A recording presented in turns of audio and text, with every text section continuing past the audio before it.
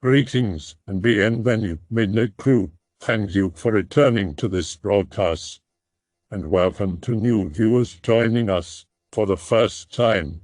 If you like a video, then feel free to subscribe. After reading /x/ for a few months now, I finally decided to share with you some of my experiences. These words were echoing in my mind for a while now, and I think this is the right time for them to find an estuary. The stories I want to tell you have no explanation, and probably will never have one.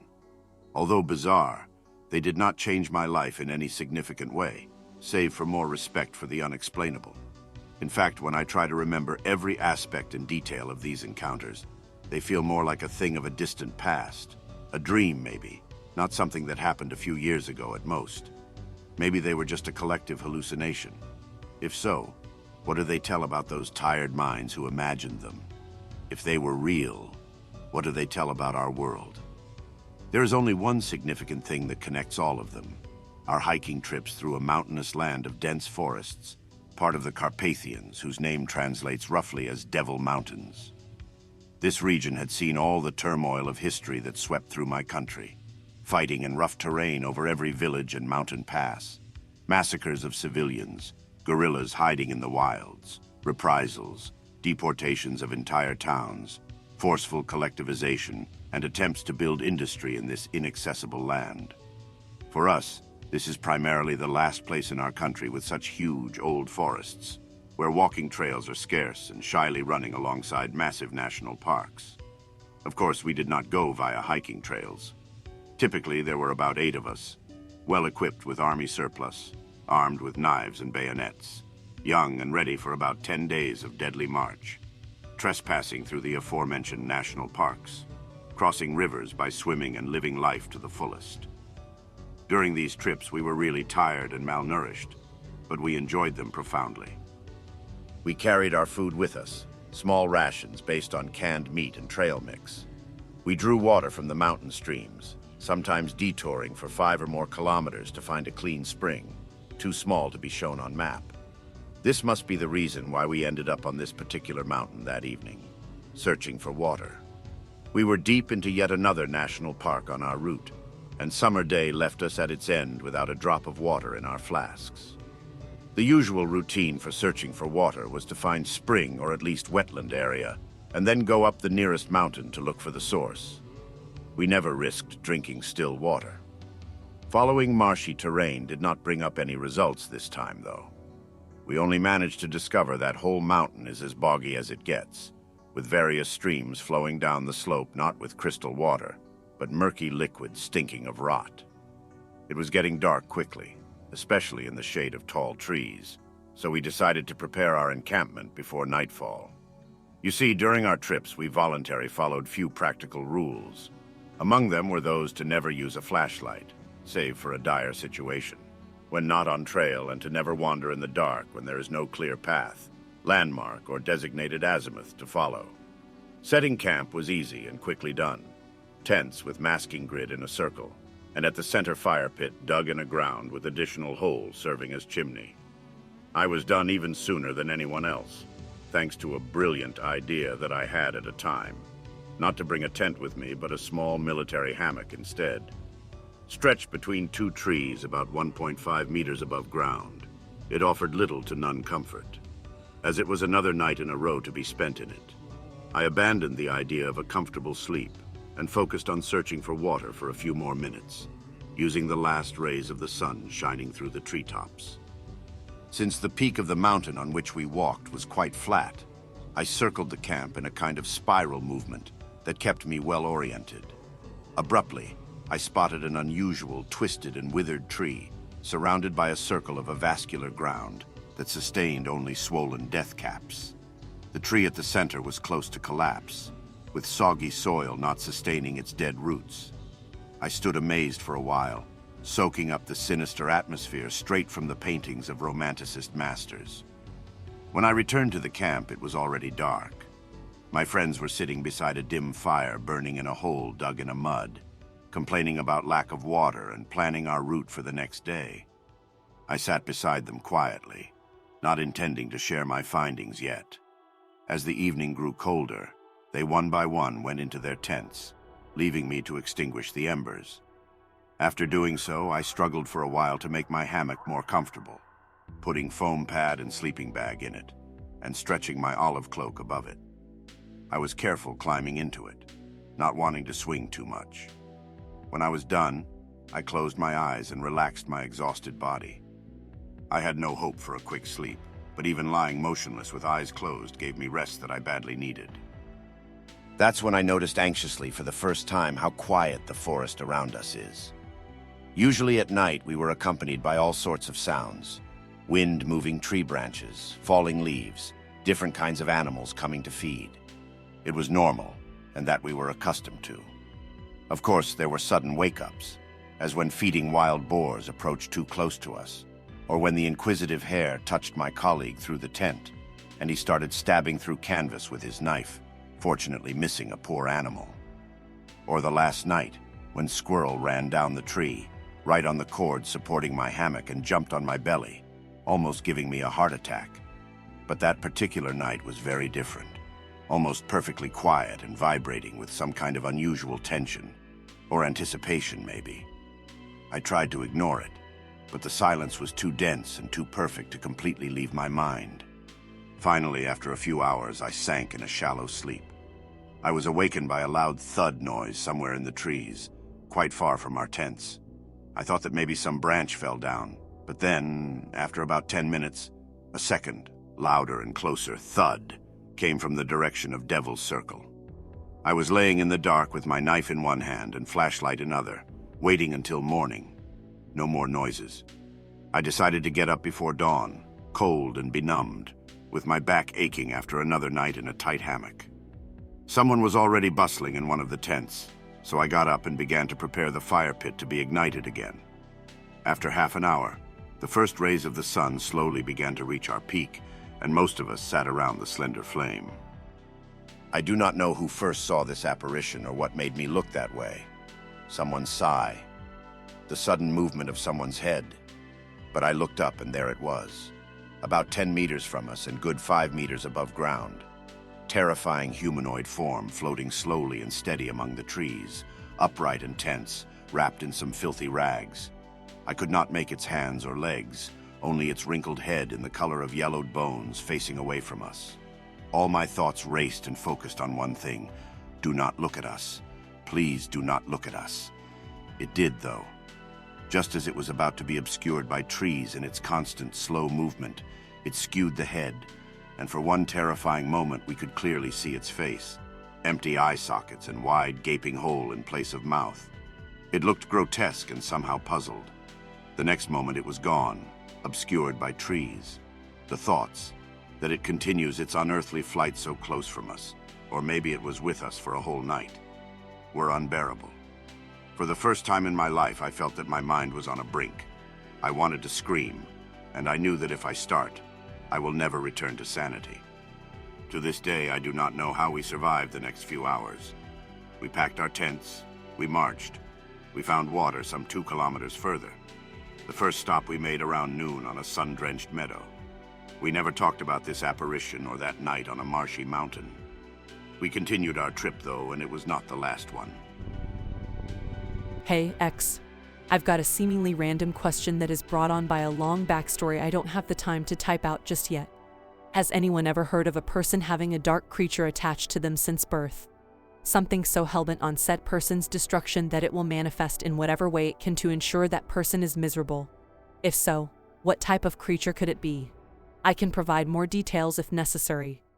I guess to start off with, I should do the obligatory not RP chic. Also to point out that what I'm about to say happened several years ago. Some of my memories of the time are jumbled at best. And the person affected by this dark thing is not myself, it was my husband. I'm still trying to piece together those years we were together and find out whether or not what we experienced was total BS or plausible. We first met when I was 19. I knew from the get-go he was a broken person. His childhood was horrendous, his family had all but abandoned him, and he used alcohol to dull the daily pain of life. For the first few years of our relationship, there was nothing out of the ordinary, except for a few shared nightmares about a particularly vile man in his past that tried to hurt him badly. When we moved in together, things took a turn for the worse. I was young and stupid, so I overlooked a lot of things I probably shouldn't have. He drank a lot. He talked about voices in his head. He woke me up all the time in the middle of the night, convinced that something was telling him it was screwing with me in my dreams, and that I was moaning in my sleep. To be perfectly honest, I shook it all off as an effect of his alcoholism. Alcohol withdrawal plagued him, weekly shaking, vomiting, sweating. I knew the routine. He'd drink himself into a stupor, we'd fight, and he'd swear of the booze just long enough to go through a week or two of hellish withdrawal, all while the voices started getting worse until he took to the bottle again. Okay, so, fast forward a few months and his mother decided to finally pop back into his life.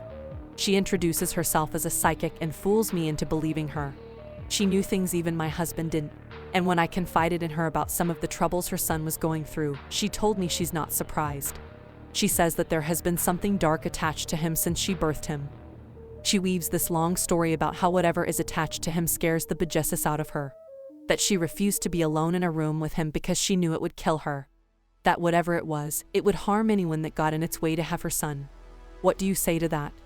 I was torn between believing her and laughing in her face. A big part of me didn't want to believe that I had married an alcoholic. A small part of me wanted to believe that there was something more to life than the standard everyday bull. So I took it with a grain of salt. I started listening to when he rambled about the voices in his head. I tried to entertain his delusions since they weren't hurting anything. He was a drunk. He was unhappy. He was hard to live with, but he was manageable. The string of bad luck situations that seemed to follow him could have just as easily been tied to his alcoholism as something demonic or paranormal.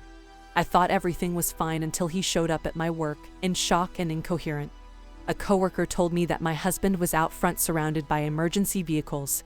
Someone had called 911, and when I went out to talk to him, all he could say was that it was out for him. That he did something bad and that if they didn't kill him, he would go to jail. They transported him to the emergency room and sedated him. He spent over 12 hours in that hospital room talking to a man in the corner that wasn't there, terrified that he was going to die. That someone was out to get him. I spent most of that time with him once I was able to get to the hospital from work, begging him to tell me what he did, why he was going to jail, what I could do to help.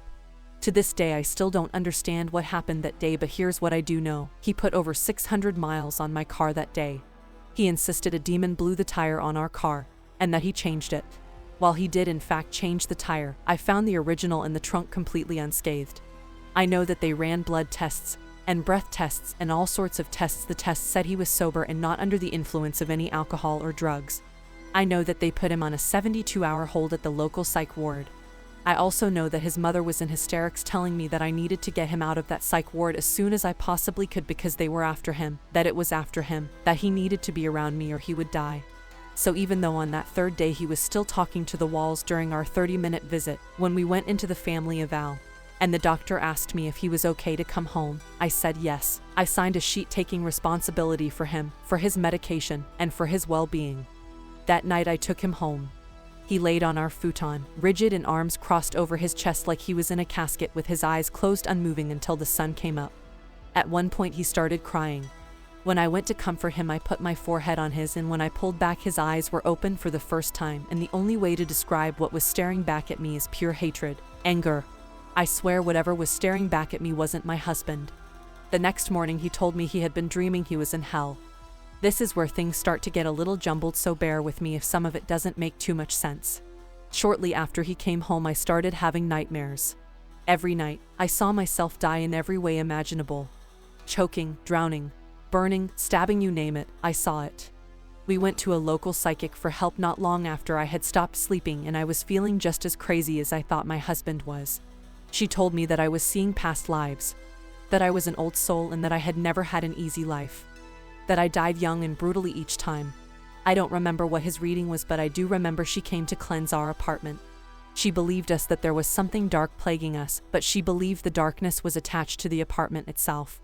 I remember the charcoal she was using exploding in the middle of our living room with no fire. She didn't stick around longer after that, but I remember her saying, "I'm sorry, but they don't want me here." I remember after she left feeling incredibly cold. I stopped turning lights off because the shadows were darker than they should be. The hair on the back of my neck constantly stood up for no reason. I'd close my eyes and see an array of nightmarish faces staring back at me. When I finally couldn't keep my eyes open anymore, I would fall asleep to the sound of my husband talking to these voices that I couldn't hear. I vividly remember him bargaining with them one night, begging them to take him and not me. It went on like this for months. Nothing extraordinary, no dark things jumping out and grabbing me, no scary voices, no proof other than a constant, persistent feeling of dread and exhaustion. It was a never-ending cycle of my husband drinking, fighting, crying, throwing around ultimatums, begging, abuse, whatnot, until finally I just gave up. In December of 2009, I was sitting at work. I worked in a T-Mobile call center during all of this, when I received a text message from him that said, "The demons are back. They're going to kill me. I pray I make it to you in time." He showed up at my work 20 minutes later, and I was furious with him. It was obvious he had been drinking. I took the day off and drove him home seething as he rambled on and on about how glad he was that he made it to me, that the countdown had started, that I should drive faster because they were following us. We spent the rest of that night in silence. Him staring at the ceiling and myself sitting on the computer, trying desperately to find a way out of the awful situation I had put myself in. I went to bed that night with a heavy heart. In the middle of the night, I woke up with a start.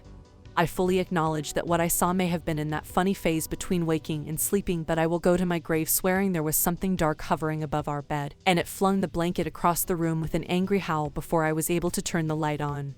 Of course, in the bright light I saw nothing except the blanket in the corner. I woke up my husband and we spent the rest of the night watching TV. I could see the telltale symptoms of him starting to go into withdrawal. He was sweating profusely, and his whole body was trembling even though it was almost 80 degrees in our room. The next 5 days were some of the worst of my life. His withdrawal was worse than I had ever seen.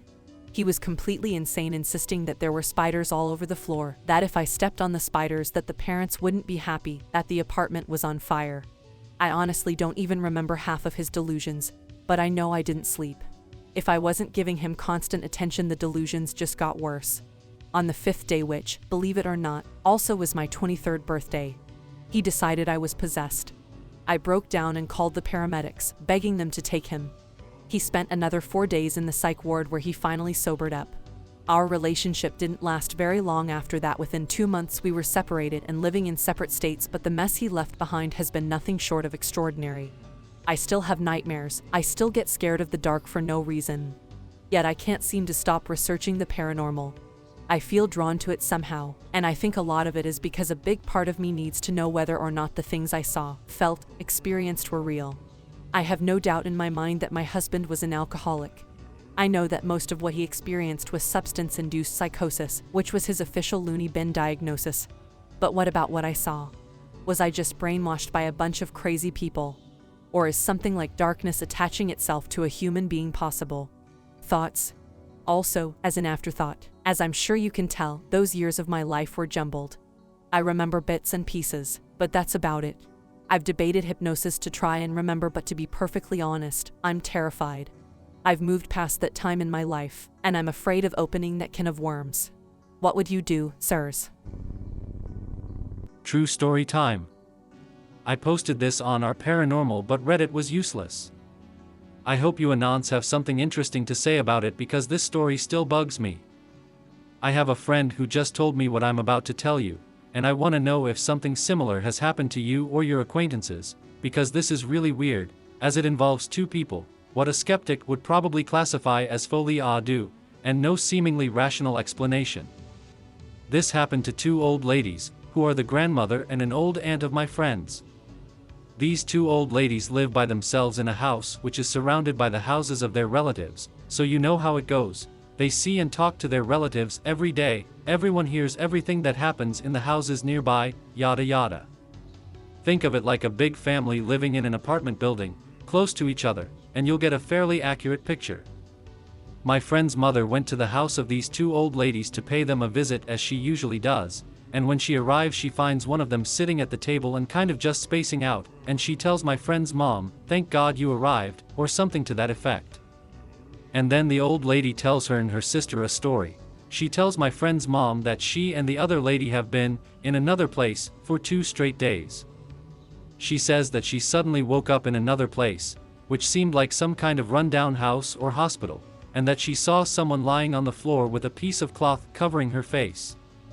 She starts talking with this other person, and after a couple of minutes they realize that they actually know each other but have no idea whatsoever where they are or what is happening to them.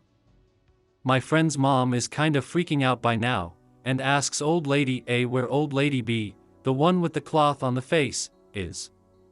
A tells her B is sleeping in her room because she feels tired. Mom goes to B's bedroom, and she is there. She is there lying on the floor with a piece of cloth on her face. Cue medical examinations for the two old ladies and whatnot. They are both perfectly fine. One of them, I believe the one with the cloth on her face, was slightly dehydrated and that was it. Both ladies described the same events. They were for 2 days in another place. This other place was bustling with people, and there was something unusual involving bugs. There were these kinds of receptacles crawling with white worms. Some people would pour cement or something similar over the worms, and someone else would then go lie on the surface. All sorts of black bugs were also crawling on the floor. This is pretty much all I know about it. I still have a million questions for my friend. The whole thing seems like a nightmare, except for the fact that two different people are describing the same things. Has anyone any idea what the hell just happened to these two old ladies? This is not made up. You are free to think the two old ladies are crazy or whatever, but they are obviously not lying. They were both visibly shaken up by what they believed to have experienced. Some rational explanations I came up with. 1. Shared hallucination / folie à deux. This is an incredibly dissatisfying explanation because, 1. These two old ladies have no history of mental illness. 2. They were medically examined and are fine. 3. Folie à deux, mass hysteria, shared hallucinations, and others are the kinds of mysterious psychological mechanisms we postulate, without really knowing how they work, to explain mysterious phenomena. Obscurum per obscurius. 3. They were drugged and kidnapped for some obscure reason. This is very implausible, given the house layout that I previously described. One of the ladies has reduced mobility and uses a walker, and any kind of transportation would have made noise and some of their relatives would have heard something. The other problem with this explanation is the apparent lack of motive, given that nothing was stolen from the house. Another couple of related things I didn't mention before: all the locks and windows were locked. There was no sign of a forced entry or disturbance of any kind. A curious thing, on one of the 2 days where these old ladies were supposedly elsewhere, a relative passed by their house and was surprised to see the lights off and no noise. These two ladies are kind of hard of hearing and their TV is usually at an ungodly high volume.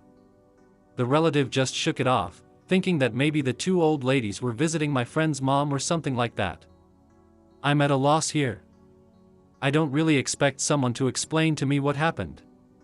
I'm just curious if something similar has ever happened to you or someone close to you, because this is just too crazy. I hope that you enjoyed tonight's broadcast. If you enjoyed tonight's story, then please subscribe to the channel, as more green texts will appear daily. A new broadcast will appear when the clock strikes midnight Central Time.